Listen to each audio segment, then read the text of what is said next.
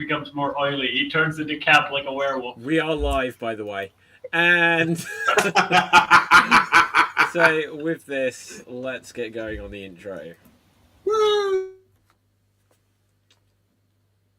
Oh, that definitely didn't work.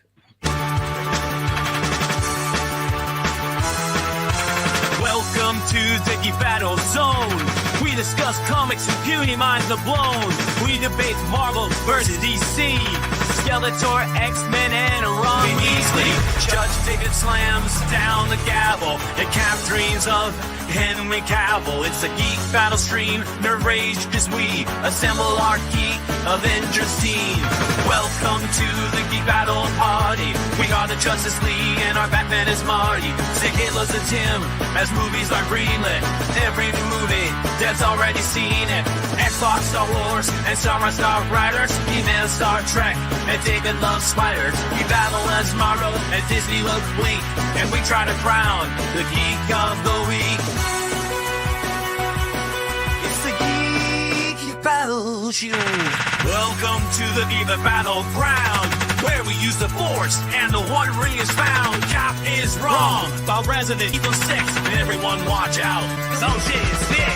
Gerald and Tim and Diz will try to win at the Geek Battle quiz. David and Dave will confuse their crew as they dive in the TARDIS of Doctor Who.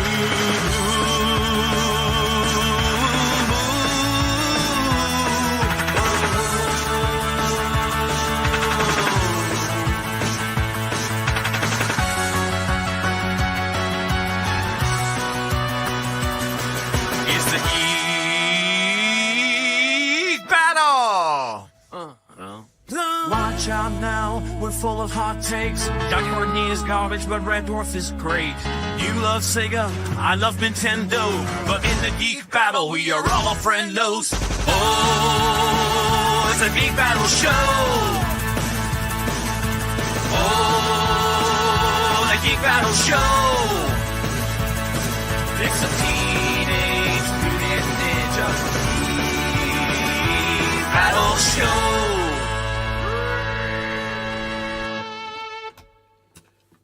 Okay, yes, so welcome to Geek Battle. We're going to discuss all kinds of interesting things on the show tonight. I don't know if you guys have seen it, but I have seen Squid Game's finale.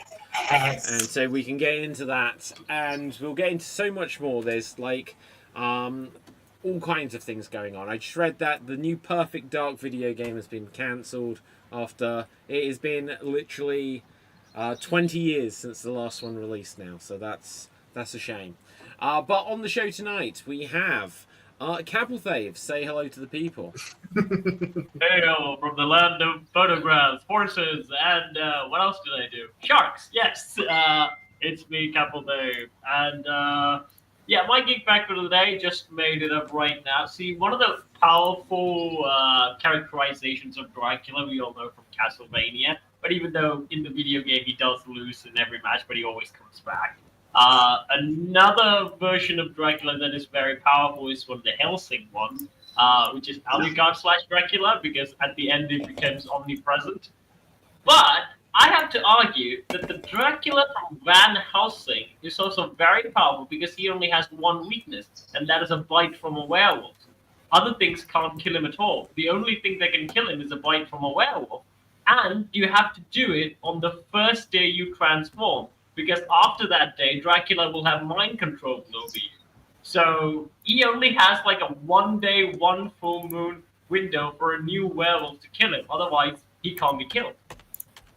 Ah, that is interesting. I did not know any of that. But Dave, say hello to the people. Hello to the people. My name is Dave MC here in Paris, France. I hope you're all having a fantastic day today. My geek fact for the day is, I've got my, refer to my note, is that the famous line, "May the Force be with you" from Star Wars, the first time it was ever spoken was not by a Jedi. It was spoken by, I've got the name here, General Dodonna, who was the one who went over the plans to attack the Death Star. He was the one who said, "Man your ships, and may the Force be with you." Well, there we go. That is definitely worth a bonus point there. That is really cool. I beat Dracula on bonus points. Yeah, no, Wait, I'm confused. So they never said that before. They never said that in the prequels. No. What I mean, That Cab, is doesn't count. A New Hope was the first film, right? Yeah. Star Wars okay. was the first film, and Alec Guinness, so Obi-Wan, he was saying the Force will be with you always, but it was General Dodonna who said, "May the Force be with you." But who said it in the books? Star Wars is based on the books, right? The No. series. Can we minus Cap's point that he got for his no, geek Star fact Wars for that dumb statement? isn't originally based on a book. So it was made as like the original movie, and like the interesting thing when it was made, you guys would probably be able to help me with this if I'm slightly off, was that it wasn't seen as a major deal, just a kids' film. And that's why George Lucas was like, well, I can have the sales. I love it, Dave. Right, he was like, I can have the royalties from the toys, right? Am I right about that? What was that? I missed that. I was like, laughing too hard. So they were like, it's just a kids' film. He managed to swing it so he'd get the merchandise and like toy sales. He got rich off those toy sales. But I think they didn't even think it was that big a deal, and he just like created this thing. And that's why, like, when you watch it, and like Luke is like, "Oh, I think like Leia fancies me or whatever," and it's like he had no plan for there to be a sequel. They had to then figure out, you know, this. Okay, here's an interesting link between Star Wars and Halloween. They make the first film, and there's just like two characters that aren't siblings. That they're like, shit, we need to try to make this a more cohesive universe. What if they're brother and sister, right? And that aged very well. Yeah. There's a robot chicken sketch of like after that happened, and like Leia goes, "Oh my god," and then George is like, "Yeah." Yeah. But yeah, I do. I think this is actually technically a fact that should be belong to Rob.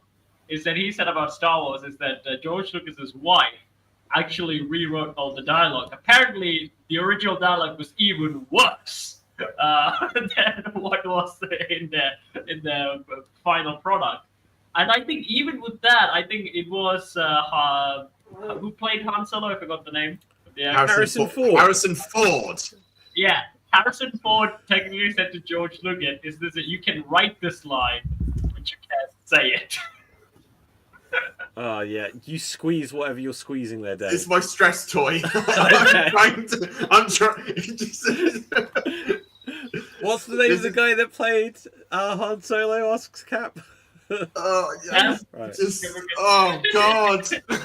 Okay, so here's another fun Who's fact. Luke Skywalker? Sorry, I'm just kidding. Right, so one of the things I thought was quite fun, I'd heard this before, but I forgot until recently. So obviously they're making Spaceballs too. And yes. Apparently Mel Brooks like spoke to George Lucas about he's going to do this parody of Star Wars. He kind of wanted a blessing or something like this. Like, do you mind if I do it? And he gave a couple of conditions. He's like, don't make toys. So once again, like, don't make toys of this because they're similar characters. But he also said, your character that's based on Han Solo, don't have it just look like Han Solo. So they dressed up Bill Pullman's character as Indiana Jones instead.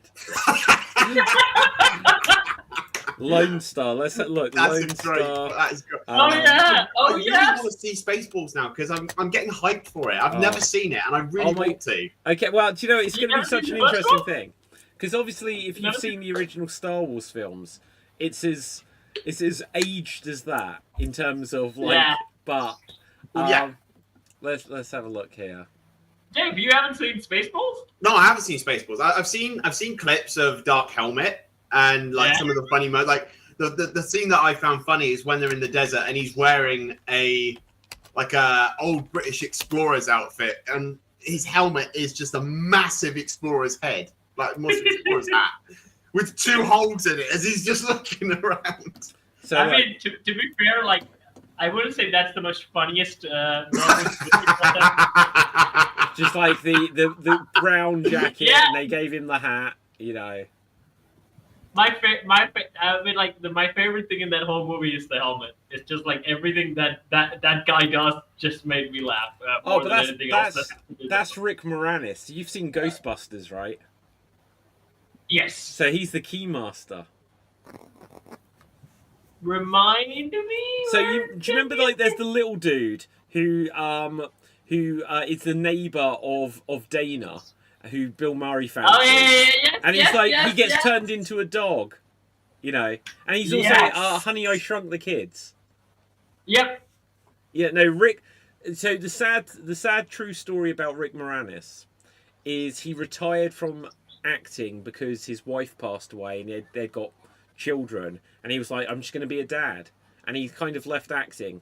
And so him coming back for Spaceballs 2 is like his first movie appearance in something like 20 or 30 so he's coming back for it. Yeah, so he's coming back for it. So obviously, look, Bill Pullman is the dad of whatever the guy's name that played his son that plays Sentry in Thunderbolts, and he is going to be in this as well. So they'll have Lone Star. Now you got him. Are they going to do something where he's like a Kylo Ren? Where That'd be so funny. Yeah, they're going to make fun of the whole pre-pictures. Yeah, they need to make fun of the fact like no, keep back. We want the originals. We don't want your sequels. Like no one likes your sequels. You know.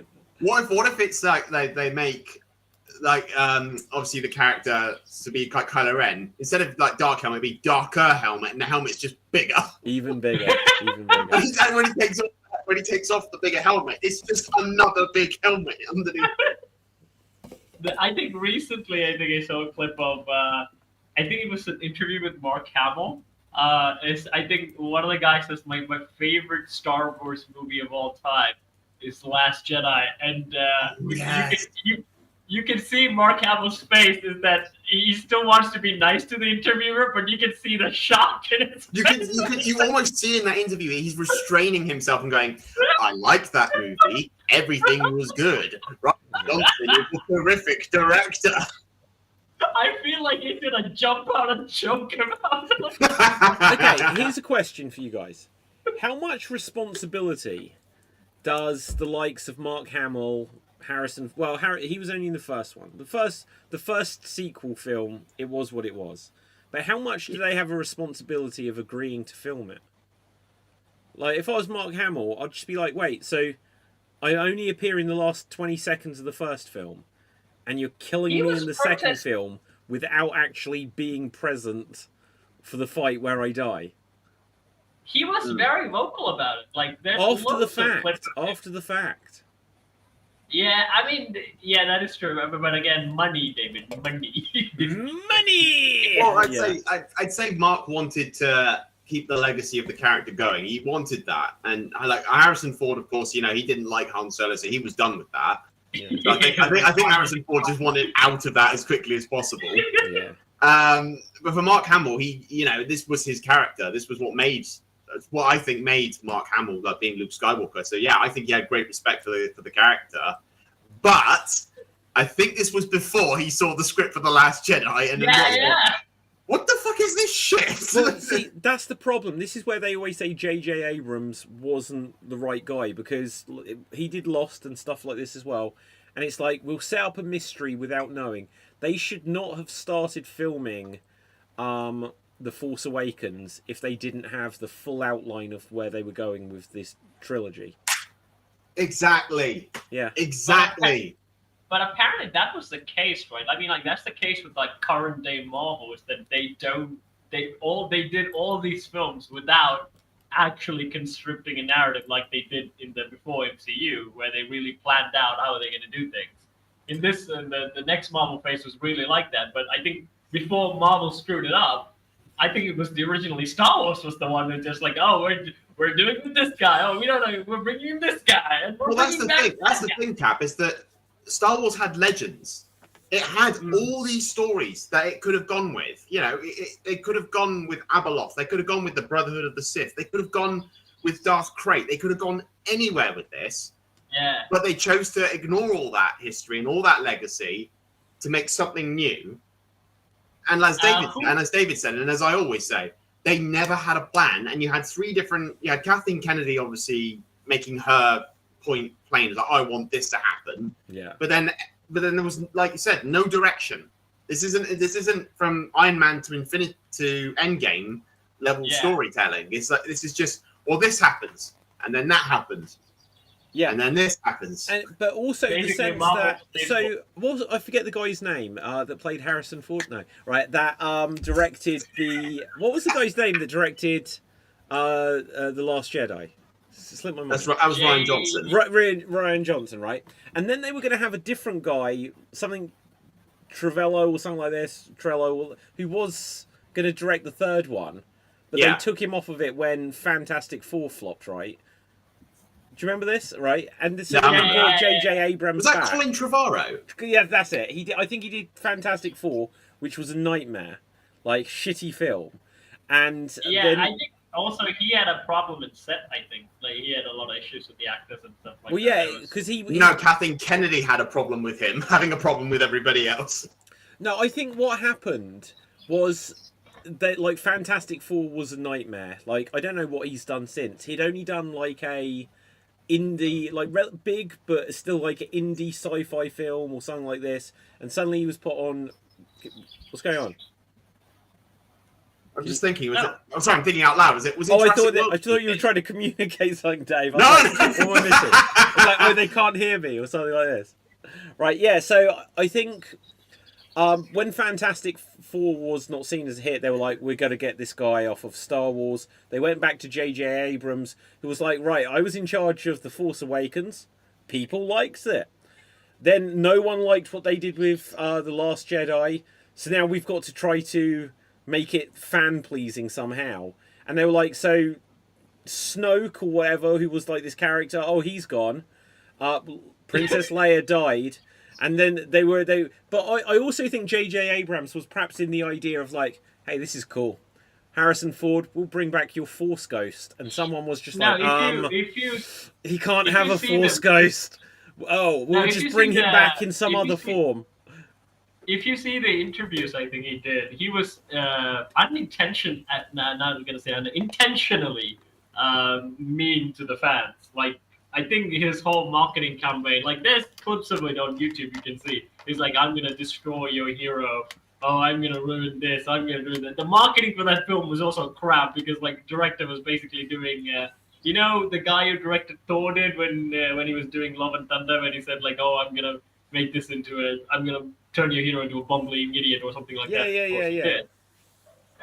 He was very intentionally mean to the fans, and I think the plan is like, you know, it's unironically a movie that destroys. You know how Joker 2 literally destroys Joker. Yeah. That was for like The Last Jedi. Basically, like this whole thing is stupid. Burn it. Bury it all. Like that was the whole thing with the movie. And I'm like, what the fuck am I doing here? Why am I here to watch a film that shit? I'll tell you what. When you just mentioned Joker and the situation with that, I almost, as we've discussed it on the show, I'm almost of the opinion that Joker 2 may have actually been a stroke of genius. They didn't want to make it, right? And so they did the most Joker thing imaginable by turning it into a shitty musical with no purpose. Have you seen the film Man on the Moon with Jim Carrey? No. Oh my god, guys! So I love Jim Carrey films. Why? I've never heard of that one. Okay, listen to this. So it's a biopic. The first time I knew of what I'm about to tell you about, I think was from that film, or I'd heard tiny things about it, but that opened my mind to I need to learn more about this topic. Man on the Moon, Jim Carrey plays a comedian who was big in the 80s called Andy Kaufman. I've seen that, David. I've seen that. So listen to this. So Andy Kaufman, Jim Carrey went method playing him and apparently was problematic on the set. Although some rumours suggest that he did that just to create hype because Andy Kaufman, who he was playing as an actor and as a personality, was at times a problem, but I'll describe how. So Andy Kaufman was in a sitcom with Danny DeVito and I forget who else was in it, called Taxi in the 1980s. And he played like a little foreign guy with a weird accent. He was like, oh, thank you very much. And he'd just be like the little weird comic relief character. And he was also on like Saturday Night Live and stuff like this. But here's the thing. He would do things that would just be a joke that he would find funny and a friend of his would find funny. So he would turn up with face prosthetics on and call himself Tony Clifton, and then be a really horrible comedian telling bad jokes and getting into arguments with the crowd and completely unprofessional, right? And he'd be doing this, I'm really drunk and I don't, and it like this kind of thing. And then rumours started to be that, hey, this guy Tony Clifton, that really bad comedian, it's actually Andy Kaufman. So then people would turn up and say, oh, you got to see this guy. Then he'd put his friend in the same makeup.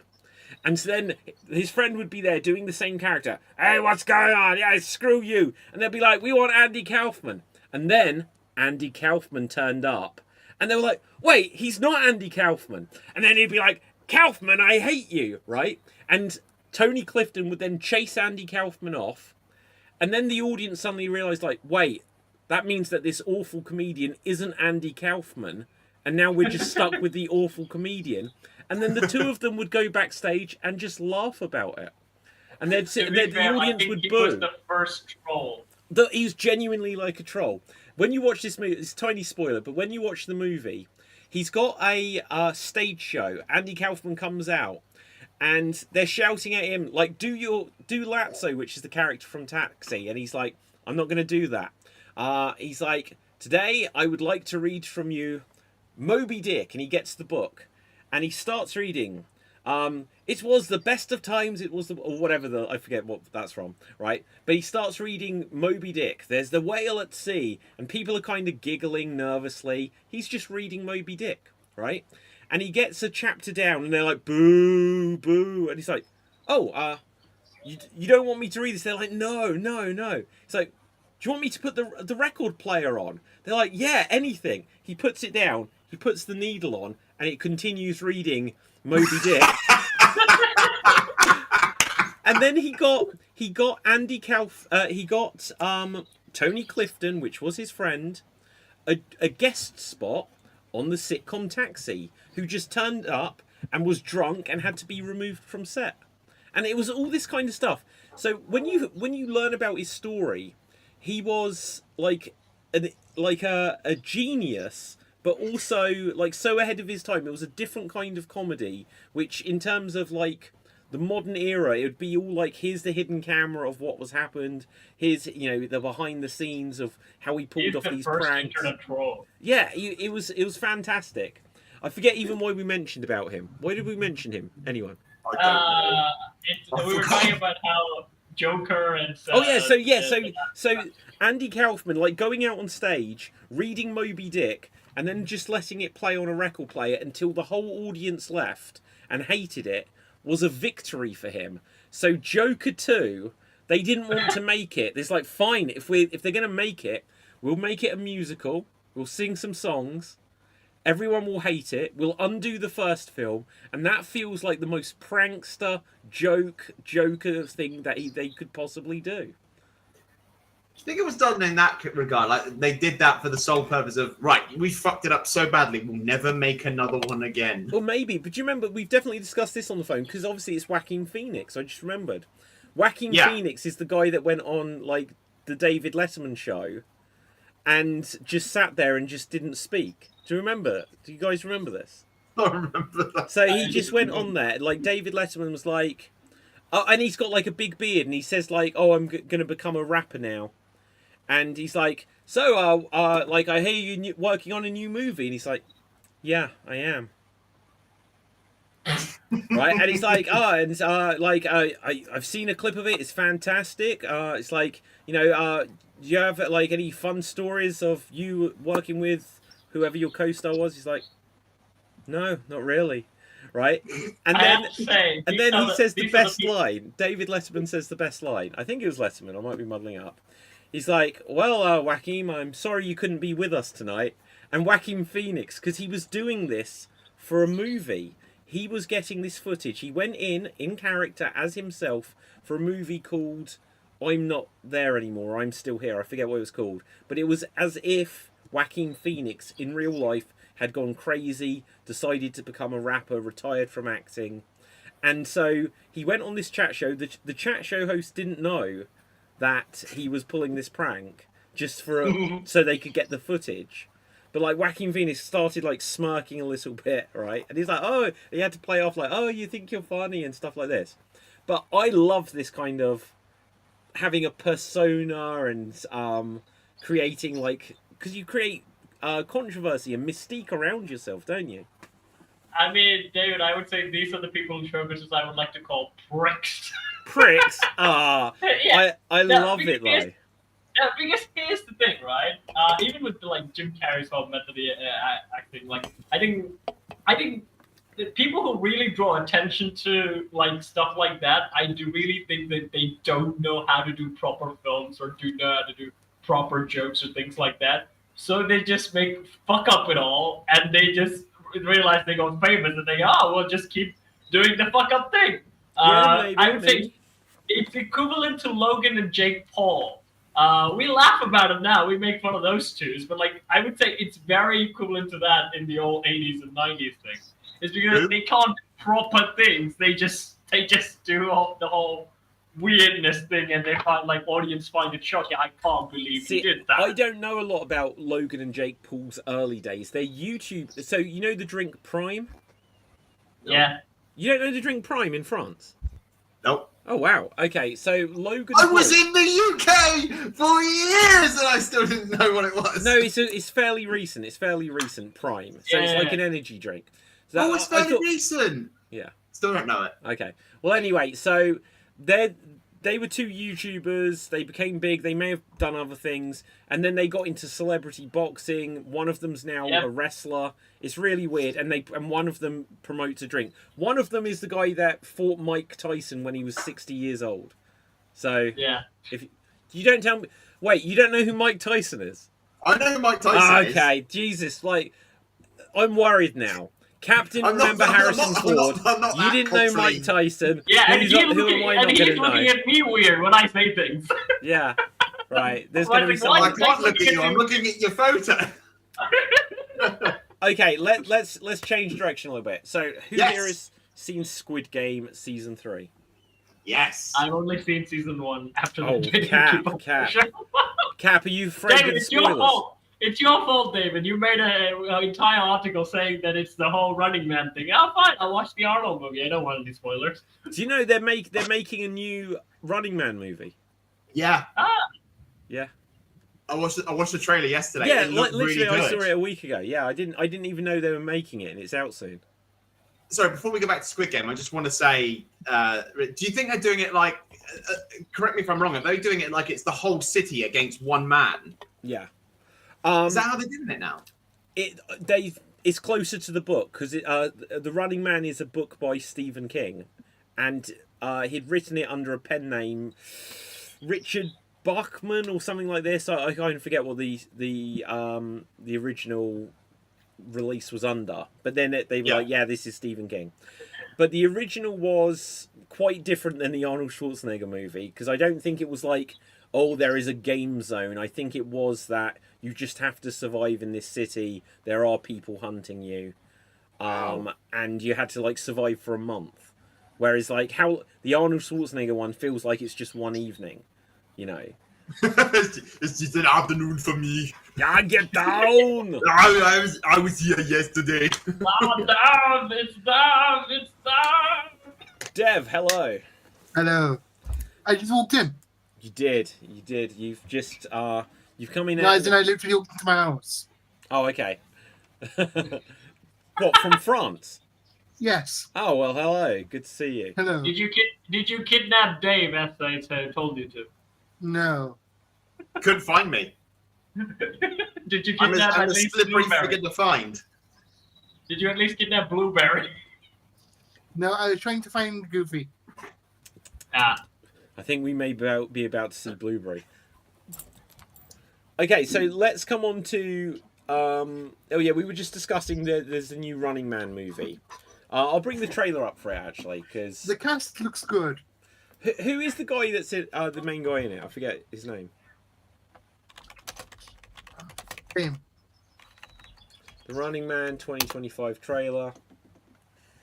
2 days ago. Stop filming me!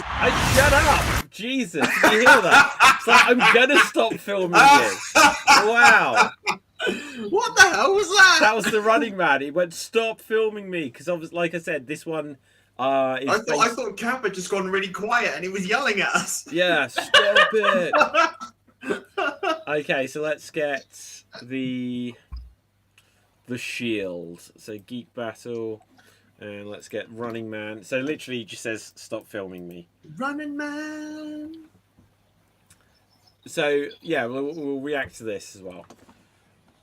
Yeah, the only section I had was the Arnold film, and I thought the Arnold film was the more faithful. I didn't even know it was a book. Yeah, Stephen King. Like, when you think of, like Shawshank Redemption, Green Mile, Running Man, these are all based on Stephen King things that you don't quite expect to be. Well, yeah, because the endings in them are good. But yeah, absolutely. Well, I'm not going to give spoilers for the ending of this, but the Arnold movie really changes it. Like, you mean he doesn't throw his enemy into a billboard for a giant teleporting fast transit machine thing? Maybe not, but it's not exactly that. He doesn't say cutie pie? No. Ah. That's Josh Brolin? Yes, it was. When does he say Wait. cutie pie in that one? Cutie pie? Oh, is that what the, like... No, who says cutie pie? Arnold. To what? When? Near the end of the film, when he catches up to the big bad evil guy. What, like not big guy, but the guy who's running the Running Man event. He goes, "Hello, cutie pie. One of us is in deep trouble." Oh wow, I don't remember that line. Okay, was there you can see it in my Terminator playthrough. So look, the idea is, the character is still Ben Richards, and the idea, I think, in this version, is that you volunteer to be in the Running Man. And that's where it was different. Running Man, the Hunger Games. Yeah, because in the Arnold movie, it's that he's arrested, and because they've escaped from that prison with the collars around their neck. It's great, and I think the idea is that that they got captured in the original and then made to be in the Running Man. Whereas I think in this one, because the book is a long time ago, I think he needs money for his family. And so enters the Running Man, and the longer you live, the more money you survive. The more money you get, the longer you survive. And so, like, everyone is after him. I don't know if everyone's after him actually, or if it's still just. I don't think you're going to get Sub-Zero. Now you are Plane Zero. I don't think you get those characters in it, but who knows? They might put some references. So it's almost like the Purge, but you're just after one guy. Yes, you're right, actually. Isn't that the plot to Jackpot? The plot John Cena movie. John Cena movie. I don't think I've ever. The only John Cena movie I've ever watched, other than Argyle, where he was in it for like 3 seconds, was Suicide Squad, and I've sworn to never watch a John Cena movie since. I think there's also John Wick. I think John Wick 4 and 3. Okay, hang on. I just want to highlight something here. Just watch this 1 second. So they're shooting at him down this corridor, right? It's a really narrow corridor. Why are they hitting the walls constantly? Just shoot down the middle. Well, you don't understand bad guy logic. Is that they all have terrible aim. That is terrible, because it's not like he's got room to dodge. Why he's is not G.I. going Joe left there? and right. He's running straight down the corridor. I mean, that was a pretty cool shot with it flying through the window and then going through the corridor. Yeah. Speaking of G.I. Joe being places you're not supposed to be, what is this area here about a massive Transformers G.I. Joe crossover thing? Transformers G.I. Joe? I didn't hear anything about this. With Mark Wahlberg coming back. Ugh. And what's his name? Look at that, he's got a Super Soaker. And Megan Fox. Look at that, he's got like a Super Soaker gun, and he's like, that's a cool way to get them. I think that's going to be a good... Edgar Wright? Yeah. I can see that. Yeah, I think it's going to be a really good movie. Some good hands then. If it's Edgar Wright, it's good hands. Yeah. But no, I don't know this this transform. I'll try to look up about it. It's Michael Bay coming back. It's a Michael Bay coming back. Yeah. G.I. Joe meets Transformers. Apparently. I mean, to be fair, like with Michael Bay, I would say his first 3 Transformers films are super great. Afterwards, it's. I think if you had, what was it the guy who runs Cobra, Yeah. his original voice, and Megatron's original voice, we wouldn't understand the thing that's going on. Check this out. Look at this. There is a precedent for it. Like, Hello, Optimus Prime. look at this. I think that's Starscream. Dave, you just did. What, Optimus Prime? Oh no. Yeah. So look, there genuinely is a precedent for it, and you think they're their 2 biggest like toy lines probably. Yeah, for So- Hasbro. Just get them going together. Why not? I don't know. I I've mean, only seen one of the Transformer movies, and I've only seen the second G.I. Joe film. So I mean, I would highly recommend, David, you finish the trilogy because I think that it's like Michael Bay's best work are only those 3 films. You know, wait. Michael I feel- Bay's best work is the Transformer movie. okay, no. Yeah, Wait, I first think- 3 This is first 3. having nostalgia for his childhood movies. wait. What else did Michael Bay do? Because I guarantee there are other films before that. Ninja that Turtles. He did what? Ninja Turtles. Oh, the best Ninja Turtles. No. Look, he did The Rock and Armageddon, guys, and Bad Boys and The Island. It all just went down from there. Armageddon is a great movie. Wait, isn't the island that thing where people go to an island and they all start mingling with each other? Turning to animals and stuff. Oh, No, that's that's not the that. Island of Dr. No. No. That's No, not The Island. Island, if you've not seen it.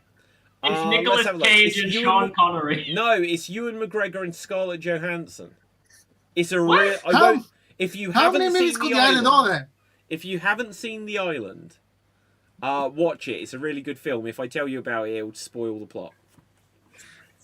I think he also did Pearl Harbor. I think He did. Again, terrible films. The actual thing of the movie. I think it may have been him.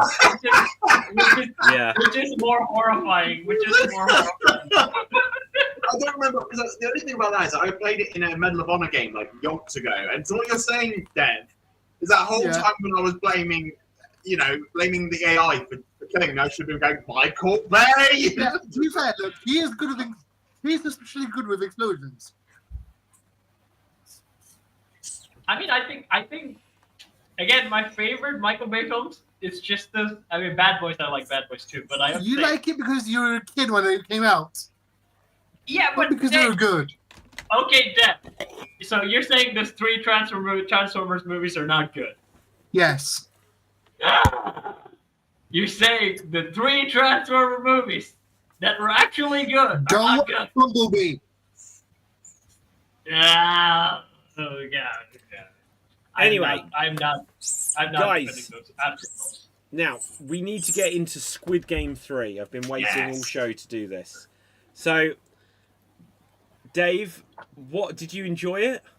I did, Wow. right up until the end. Yes! Exactly. I think it had one of the dumbest shit endings I've ever seen on anything ever. And I can't believe they did it. There is zero logic to it. Just take me back in time so I didn't watch it. I just think the thing that they did, like when they first, I think you probably know what I'm talking about. Yeah. What they did. Well, hang on. That's- Let's check here. Look, guys, if you haven't seen Does Squid anyone Game, care? look, we need to discuss this in detail if we're going to do it. Yep. I don't care about Does spoilers. no one care? Okay, so right, go for it, Dave. Yeah, so when the woman has her baby and that, and then all the hosts say, "Oh, the baby will take her place," I thought, "Holy shit, that's dark!" And Yeah. I like it, and it's dark, and it's oh, that's pretty good. But then I felt like it kind of held the show back because every character was then making dumb decisions. Have you ever played Death Stranding? With Norman Reedus carrying around a The baby. Amazon Oh, delivery game. Yeah, One where game- he's just walking around carrying a baby. Right. Oh shit, we just lost Dev. Dev! Right, okay. Well, anyway, so in Death Stranding, Norman Reedus is a video game, and he's like walking around carrying a baby. Suddenly, Ji-hun, the main character, player 456, is just like, well, I'm just going to carry a baby for the next 3 episodes. Yeah. The thing is that they didn't say, oh, at any point, oh, we need to make sure the baby's okay. We'll give the baby some formula, but apart from that, fuck it, it's playing the game. Right now, you gotta lick this thing and then get this puzzle out of the shape. Go on, baby, start licking the puzzle. It was stupid. I don't agree with the baby thing at all. But No, the bigger thing for me, if I just jump straight to my contention with it, if you haven't seen it, the scenario for the ending, the final game, there is this baby who is now one of the players because the mother gave birth and then gets killed, and they say that the baby counts as a player. They establish that doesn't just have to be one winner of this though. And so this baby could be a winner. The baby is no threat to anyone, and it just means it will reduce each person's share. But any of them could be, I'll look after the baby's money, right? Anyone could have said that, and just taken the baby or whatever. But it turns out that the baby's father is another one of the players, and it ends up just with player 456, Ji-hun, the main character from the whole show, and the baby's father, and Ji-hun doesn't trust that the father won't kill the baby. So even though he offers to sacrifice himself so that the baby and the baby's father could both survive. But then as soon as the guy seems a bit sketchy, which fair enough he did, Ji-hun forgets his offer to sacrifice himself. The father gets killed, but the rules of the game hadn't quite started, so the only way to save the baby is for Ji-hun to sacrifice himself. Now, at the end of the first series of Squid Game, Ji-hun won, and then he's like, I'm going to go and shut down these games and that company. And his plan is to put a tracking device in his tooth, which he does at the beginning of Season 2, and then he arrives at the island so then people can find him and save everyone before they all get killed. And there's 456 of them again, or however many. And he suddenly finds out, oh no, the tracking device is there. He then plays through the entire games, so it's just him and the baby left. He has saved no one from their fate. No one at all. The front man under the mask, his brother, who comes at the end of the first series and confronts him, has been on his tail, finally finds the island, just in time to see Ji-hun sacrifice himself and die so that the baby can live. Now, the baby can't get away unless the main villain, the front man, comes and picks it up and actually honours saving it. So Ji-hun dies, never knowing if he actually died to save the baby or if the baby was just killed. He never knows that the cops found the island. They then blow up the whole island, and the front man gets away.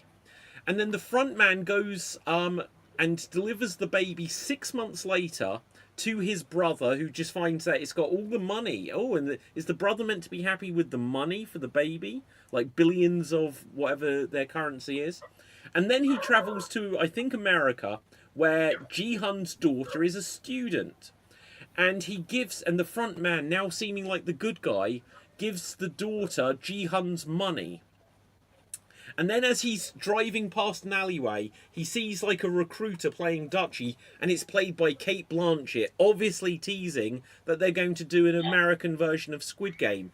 But for Ji-hun's story, he played Squid Game, had to kill his friend at the end of the first series, then put himself back in another game, abandoned his daughter, and then sacrificed himself, forgetting that he'd actually got a daughter out there that he might care about, gets himself killed, failed to save everyone, and the main villain got away and is still running games. Yeah. It was a bad ending. The bad guys won. To be fair, that could be the point. I mean, what did you expect? It's the guy who couldn't even carry out his own life somehow ends up in a Squid Game when he wants, and suddenly turns into the protagonist. No, but that's the whole point. So, okay, watch series 2. You see that he's training with guns. You see that he's getting people involved. So he's got a little team. Even the front man's brother, who is a cop, they're now working together to take them down. Just 1 second, Dev. I will come to you, I promise. Right, so let me just paint this alternative scenario. It's just him and the baby left. He could be like, the only way to save the baby is to sacrifice myself. And he could stand there about to just let himself drop off the edge of this tower and fall to his death. But suddenly, because there's a woman who has infiltrated there as well, she could have gone in to where the rich, evil billionaires who are betting on Squid Game are, and you could have heard like a gunfire, just as the brother of the front man is holding a gun on the front man, and the brother hears gunfire, turns around, the front man escapes. But Ji-hun, just as he's about to drop, suddenly he's like, oh wait, and he sees that his friend the cop has turned up. He could scramble to get the baby because there's no one going to kill them now, because all of the Squid Game employees This is now too much of an optimistic Western storytelling. We're Asian. They're all having to evacuate. The front man gets away. Ji-hun has saved the baby. They've now got the information and proof that the games exist. So the brother who's the cop could be like, we're hot on the tail now. And he could be like, thank you, Ji-hun. We couldn't have found it without you. And Ji-hun could be like, I'm going back to my daughter. And look, I've got a new baby that I'm going to look after as well. And if he didn't want to film anymore, that's the end of his story. You know, the brother can then go after him in the next one. This is too much of a fairy tale ending, David. We don't. I just want to add on to that. I want to add on to that. Add on to it. Is that I'm gonna add on to that. Is that he goes to America where his daughter is, and he's driving down the street, and then he sees the American recruiter. Yes, exactly. Can I just say as well, Netflix, 2 minutes David had to come up with that ending. Yeah. And you screwed it up. It took him 2 minutes to do that. Imagine, in fact, Dave, I'm going to add on to what you said. So Ji-hun should be the one to see the American recruiter, and it could still come up like 6 months later, and they could be like, oh, the front man's still out there, and then it could just be that he gets on the phone, and it's like, the Korean games weren't the only games, and that could be how they find out that more exist in the world. Exactly. And obviously it wouldn't be that he gets himself inserted into another game again, because now if they've got the evidence and they're going to go after them, then it could just the next series, if they want to do it, or even if it's an American one, could have like the Korean characters with a translator person. They could still be dubbed or just have a translator friend or whatever. It could be that they've got the expertise, they know about this, they've got some other people to be infiltrated in there, and just like the cop was in this one, he could be working the operation from the outside. And then there's something exciting where like the front man and the bad guys send people to try to take out Ji-hun, and he could have some exciting scenes on the outside if he doesn't always have to be, because look, Prison Break is like how many American version of Squid Games exist. It'll be run by Mr. Beast. Well, yeah, oh my god, did you watch that show? I didn't watch it. I signed up for it when it came out, when the auditions came out. I signed up for it. You signed up for Beast Games? Yeah, but I didn't get it. Oh, Cap. Right, go on, Dev. You wanted to say something a minute ago. So there was the director said there was an alternate ending. Oh, I want to see the alternate ending, because that one was shit. It's the cop brother takes the baby. Yeah. And the frontman escapes. Yeah. Ji-hun wins. Yeah. And goes to his daughter. Well, they should have used that ending. The two of them meet Kate Blanchett. Oh, they should have used that ending. Hey, we just said that. How the fuck? How has that been a thing? We just sort of threw that out there. Let's and look it that up. was the original thing. Yeah. Squid Game. Internal nerd rage going on. I need my press toy. Alternative ending. I'm breathing. I'm fine. I'm fine, Cap. I'm fine. It was on Capital FM. With an interview with the creator. Yeah, so let's have a look here. Serenity now.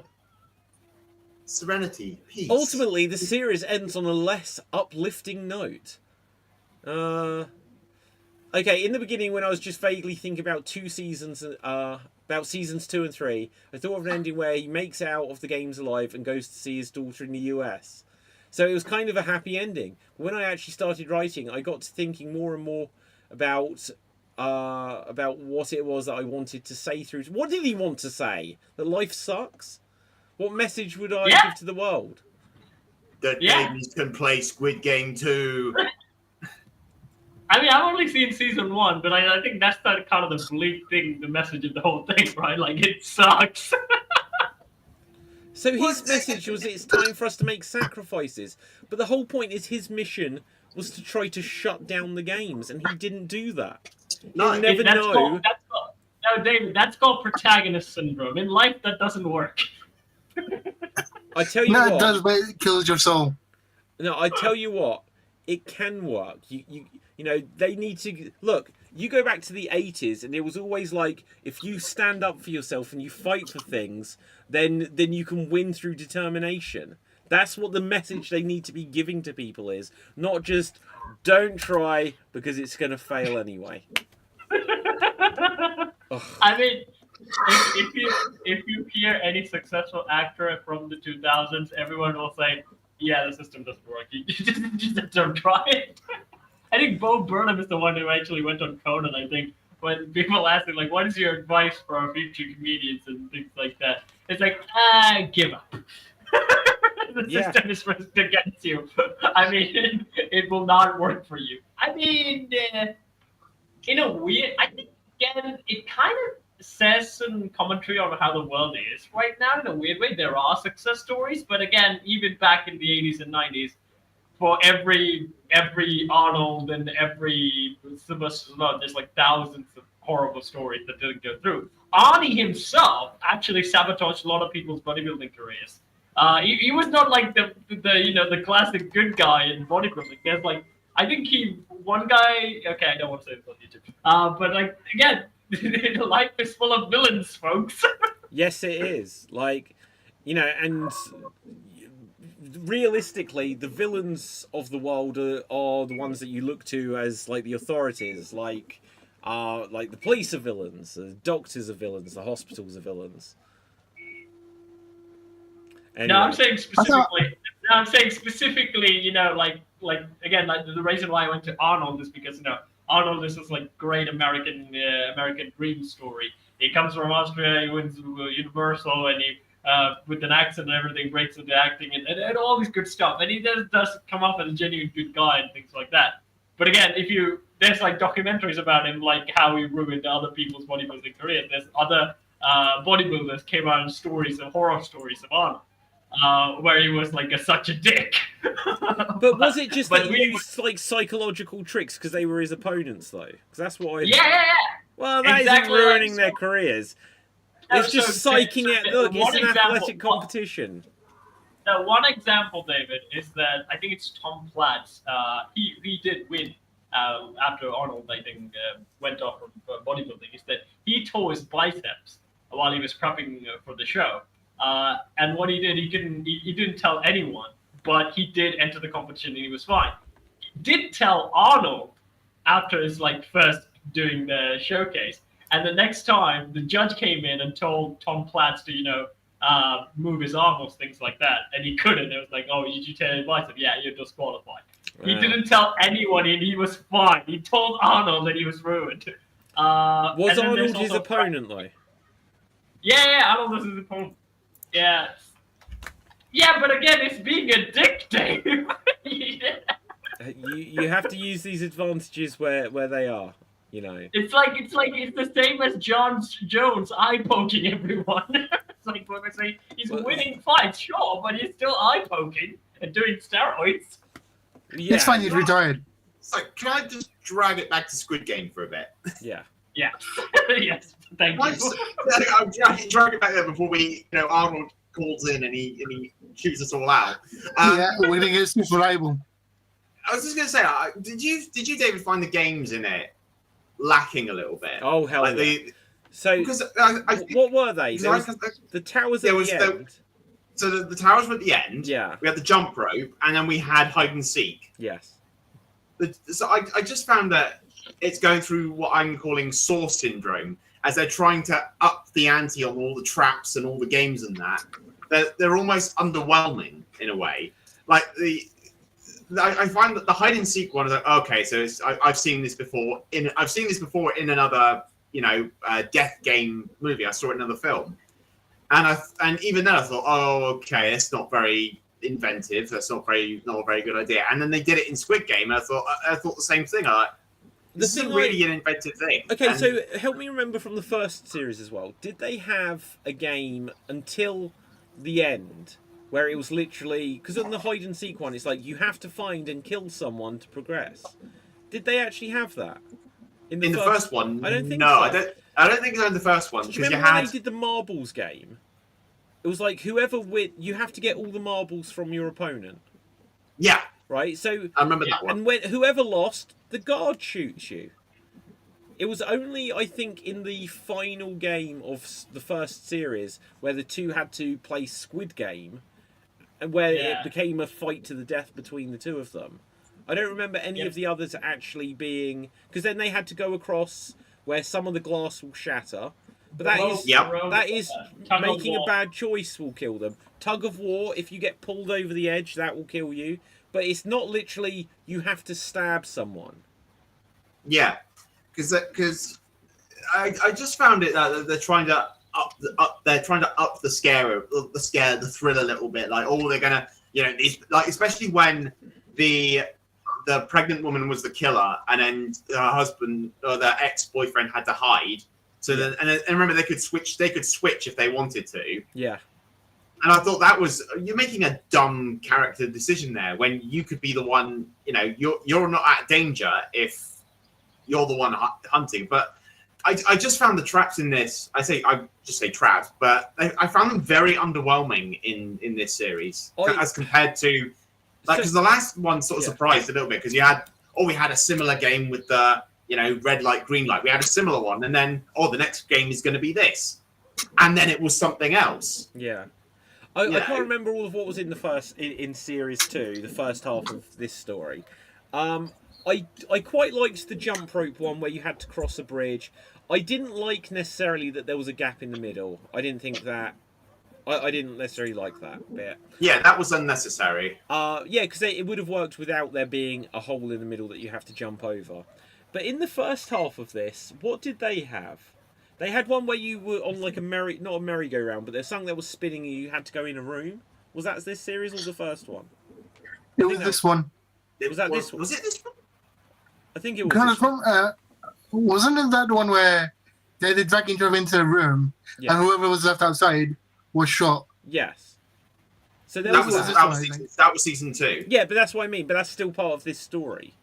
So this one was literally hide and seek, jump rope, and then the 3 things at the end. The three platforms. The 3 platforms, yeah.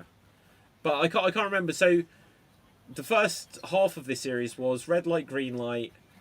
They didn't have the cookie one. They had this spinny one.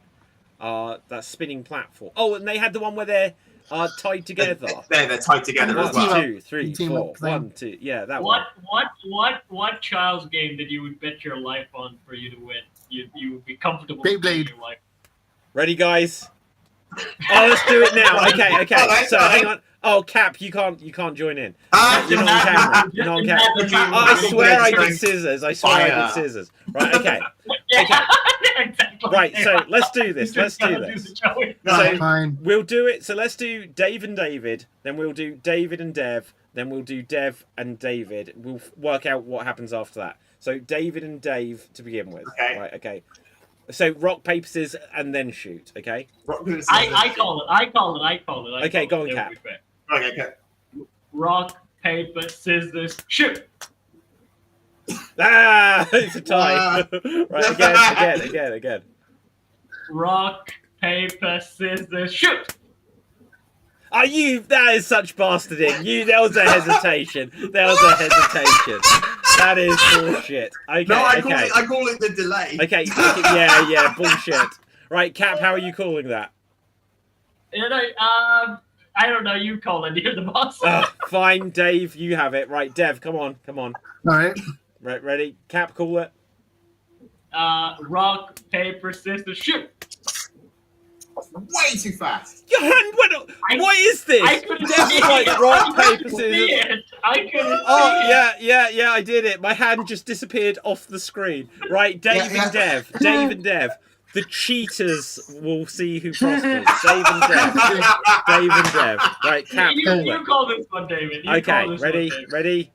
Rock, paper, scissors, shoot.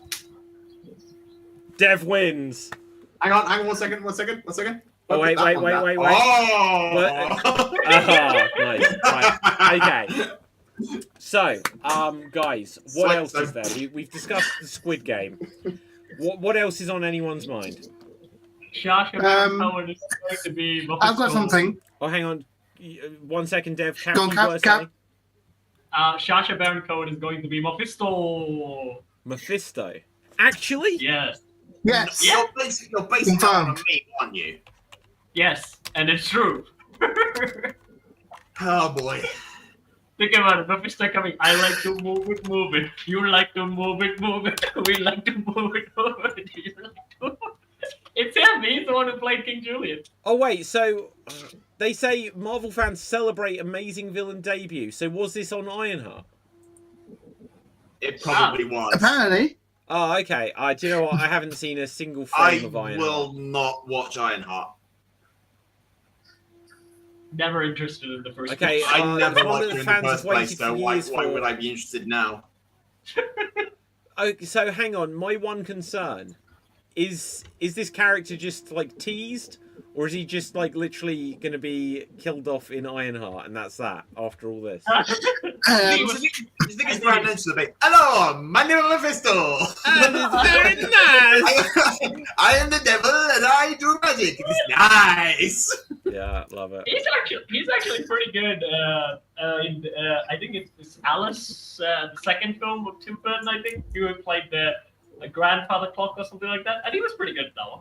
Disagree. I would say the best thing I saw him in was Sweeney Todd. Yeah. Oh yeah, he was. The best thing I saw him in was the dictator. The best what thing. eater? Who the The what dictator. eater? The dictator. Oh. Yeah. For me, I would say the best is still King Julian from Madagascar, but that's obvious. Wait, what? The best what? Villain? No, Sacha Baron No, Cohen. yeah. Oh no. Sacha Baron Okay, the Cohen, best Sacha weird Baron character. Cohen. It's between Borat and Bruno. But have you seen the movie Bruno? Oh God. Yes. Oh my god, that film Bruno is unbelievable. That was another version of The Austrian. Borat, isn't Like He's he's like homosexual. he's like the gay guy from Austria. He's like, I am Bruno. My favourite bit though in Bruno, I The can't cage remember. fight. The cage fight. Oh, the cage fight is good. We can say what happens there in a second if you haven't seen it. But I was gonna say when he's like got a TV show, and they've got like set up so like people as if they're giving feedback on this potential TV show. And he's like, coming up later, we'll have my exclusive interview with Harrison Ford. And then he's like, so now here's my exclusive interview with Harrison Ford. And Harrison Ford walks out. And he's like, Mr. Harrison Ford. He's like, fuck off. And that's it. Oh, and then, but oh my god, in that same section, it just shows the close-up of like a man's dick just swinging around. And then it points at the camera. And then the end of it, the tip, it just goes, Bruno! And I was like, how did they make this film? That's a reference to a very famous internet meme. Is it famous to an internet meme? Yes, it's called Meat Spin. What spin? Meat Wait, Spin. what? Meat What spin. are we doing? What are we talking about? I lost all track. It's like the scene in The Boys gone horribly, horribly wrong. Oh, never mind. Forget I asked. No. Yeah. Oh, Dev, why would you? Oh my put that God. in my head? Okay, so I've just found Meat Spin. It looks exactly like it. I just need to make sure it's not showing a penis on screen. It is the penis, yes. No, not the original Meat Spin. Like, this one looks safe. No, David, So, don't. I want you Just to no. imagine this. My This innocent looks like eyes. Elmo, right? No, this is Elmo, right? So it's Elmo with an elephant trunk spinning around. So imagine that, but it's instead of a trunk, it's a trunk, right? And that trunk, it just opens at the end and it goes, Bruno! That was Oh my fun. God. Yeah. Hey, Yeah. don't put me and then run away. You're my stand-in, mate. You're my stunt double when I can't handle things. Wow. You're my meat Take it, cheese. Cap.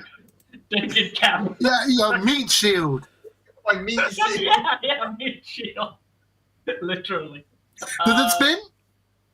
No, it doesn't actually. I can't make it spin. You could. Although to be fair,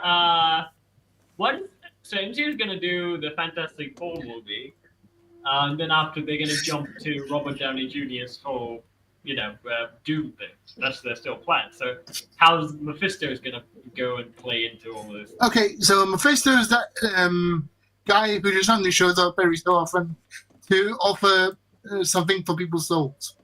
It's his thing. Doesn't need to fully be there. You're just like, hey, you want this apple? I'll give me a soul. Yeah, Mephisto is he said he posed as the devil and gave Johnny Blaze the power of the Ghost Rider. Yep. Yeah. And he also took away Peter Parker's family so his grandma could live, or his aunt. Yep. I think. Do you think that's when they kind of broke Spider-Man a little bit? In that when they because they can't write Spider-Man as an adult. He has to be a kid with no girlfriend. I think the only time they ever take risks with Spider-Man is when they do a horror story with him. I know when they did the MC2 universe, when he grew up, he became a parent, and his daughter was Spider-Girl, because Peter's leg was broken. Yeah, poor Peter. Yeah, poor Peter. I wasn't really listening. Guys, anything else that we're covering here? I would like to discuss K-pop Demon Hunters. Go for it. What? Okay, so Netflix made a movie based on the concept of the Korean pop fandom, where there was a group of demon hunters who have a side gig as K-pop artists. So in order to take them out, the main villain called Guima. Wait, is that the front man? Maybe. It is. Look, I just literally looked it up. So look, I recognise him straight away, and you just said Guima. And when you look him up, he is the front man. Oh my god! Okay, I'm watching this film. Is it good? It's alright. Oh. It's more well known for the memes are good though. Like every other Demon Hunters, I will pay you to watch something, anything, without the memes. No. Dev, I've offered to pay him to stop trolling me in my comment section. He's not going to do it. Yeah. I mean, my favorite one has been the one they did with Dante. It's like Demon Hunters trying to kill Dante and Virgil. The other one is Sam and Dean, looking at the K-pop artists and Sam Dean going like, "You guys are Demon Hunters? You look like Kate Banshaw." Okay, so basically these demon hunters moonlight as K-pop artists. So the actual demons send in demons who pretend to be a rival group and make them less popular and take away their power or something. They compete with the actual their demon hunting powers are based on popularity. Yes. It's like gods. How strangely modern. It's like belief. It's like faith, belief, etc., etc. Oh, okay. The more people believe in them, the more power they have. So basically, their powers are derived from if you believe in fairies. Yeah. It's derived from YouTube hits. It's derived from YouTube hits. It's just the Peter Pan movie from the 2000s. Like, I do believe in fairies. I do. Yeah. I do. Yeah, I mean, everything is kind of based off like that. I think they kind of did that with the gods themselves. I would say in one of them, they say, "Oh, the old gods are dying because no one prays to them. They're down in popularity." It is a very good show, but the animation style has people questioning it a bit. It's a very good movie. I definitely need to check this one out. Release the Kraken. K-pop Demon Hunters. Wait, it's a musical? Yeah. No, it's not a musical. Yeah. It just has K-pop bands in it. Okay, because it says here musical. Right, but go with it. I mean, it has K-pop on it. What do you expect? Yeah, actually, that's a very fair point. I know that there was an 80s show that was based off a band, right? Gem or something like that. Well, Gem. Yeah. When this came out, I feel like, oh my god, they're reviving. I Gem. watched the live action movie for that. Oh, why would you do that to yourself, Dev? Why would you do that to yourself? Have you not seen my collection of live action video game movies? No. I'll go get it. Oh God. See is what? My collection of live action Apparently, video he's game going to show me movies. A something. live action video game movie. It's very big. Now, speaking of live action video game movies, this isn't one, but guys, apparently Megan 2. Have you guys heard this? I was going to see Yes. Yeah. Megan 2. I haven't seen it yet. It's- I'm not that fussed. Apparently, they've changed the genre, and whereas the yes, first they one was a have. horror film. Yeah. Okay, Fundamentally so changed. I've seen it because they changed it. Ugh. Oh, Dev, why? It was good. The Yeah, original was Megan- good. really I good can't do film. horror. It's not You that know what scary. I'm saying? I won't spoil it, but I will say this. My channel. Most of it is Yeah. horror. I will say this. Megan 1 was Terminator 1. Megan 2 is Terminator 2. That's okay. That I was gonna say. I was gonna bring up in a second about what films have successfully changed genre, and I would say Terminator 1 being a horror film, to Terminator 2 being like 20% horror with a few scenes. It's of the T-1000. It's Resident Evil 4, David. The Terminator 2 is Resident Evil 4. And I made a video all about that as well. Right, but yeah, yeah, I So would that is say the best comparison I can make. that is, yeah, but I think that's probably a really good one. Other than that, has there ever been a movie franchise that changed genre where it's been for the better? I think TV shows does that even more than movies have done. I believe. What TV shows changed genre? I know Legend of Tomorrow became a comedy during season 3. The first 2 seasons were like grim, dark, and everything's gonna die, and like apocalypse, Terminator style. And then I mean, season I 3 think- was becoming comedy. You could argue that like Thor Ragnarok was a comedy, whereas the previous. Oh my two god. weren't. Yeah. But like I would say Marvel kind of. I didn't say it. No, I would say completely. Well, here's the thing with Thor movies: they have been inconsistent from the start, right? From the first, they start off as these are the gods and like this Shakespearean type of Marvel movie, Yeah. and then in the second film, they kind of go a little bit sci-fi-ish, where they say, "Oh, we are not gods; we're just powerful aliens that live longer." And in the third movie, they kind of bring it back and they say, well, we are gods. We just make absurd pop culture references. But we are gods. But you know, that so didn't they really. have- You're gone. Yeah, but they have always been this weirdly inconsistent and tonal-wise changing and everything. But see, I think so. Like, I think it's like fair to like mention about like Thor, but I think just because the Marvel films are a much bigger thing, you can't just say it wasn't that they just went from Thor 2 to Thor Ragnarok, because you had Avengers films in between. They did Spider-Man and Guardians of the Galaxy, and so it kind of evolved the series, even if it didn't have those same characters. I think David, Thor has been the most consistent in the Avengers, except for Endgame. No. He has been the most consistent in the Avengers film, except for Endgame. Because if you see the first one, he's still like, you little tiny humans, and he's still the like god figure. In the second one, he's still like that guy who chokes out Iron Man. The third one is Infinity War. Makes still jokes, but again, still the guy who goes, "Bring me Thanos," and like still like the god of thunder.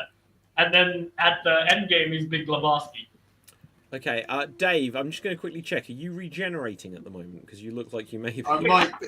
No, it's the sun. It's right on my left. Yeah, it's like Otherwise, 40 I have to move like degrees this close in- to be away from the sun, and no one wants it's to see a zoomed in transforming. version of my head.